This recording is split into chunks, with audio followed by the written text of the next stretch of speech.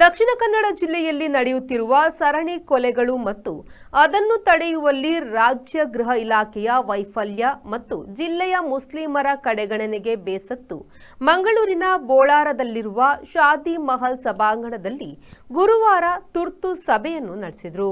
KPCC ಪ್ರಧಾನ ಕಾರ್ಯದರ್ಶಿ MS Mohammed ಅವರ ನೇತೃತ್ವದಲ್ಲಿ ನಡೆದ ಸಭೆಯಲ್ಲಿ ದಕ್ಷಿಣ ಕನ್ನಡ ಜಿಲ್ಲಾ ಕಾಂಗ್ರೆಸ್ ಅಲ್ಪಸಂಖ್ಯಾತ ಘಟಕದ ಅಧ್ಯಕ್ಷ ಶಾಹುಲ್ ಹಮೀದ್ ಮಾತನಾಡಿ, ಸಮುದಾಯಕ್ಕೆ ಆಗಿರುವ ಅನ್ಯಾಯ, ಜಿಲ್ಲೆಯಲ್ಲಿ ನಡೆಯುತ್ತಿರುವ ಬೆಳವಣಿಗೆಯ ಬಗ್ಗೆ ಮಾತನಾಡುತ್ತಿದ್ದಂತೆ ಕಾರ್ಯಕರ್ತರು ವೇದಿಕೆಗೆ ನುಗ್ಗಿ ಬೇಕೇ ಬೇಕು, ನಮಗೆ ನ್ಯಾಯ ಬೇಕು ಎಂದು ಆಗ್ರಹಿಸಿದರು. ಸಭೆಯಲ್ಲಿ ಮುಸ್ಲಿಂ ಮುಖಂಡರ ನಡುವೆಯೇ ವಾಗ್ವಾದ ನಡೆಯಿತು.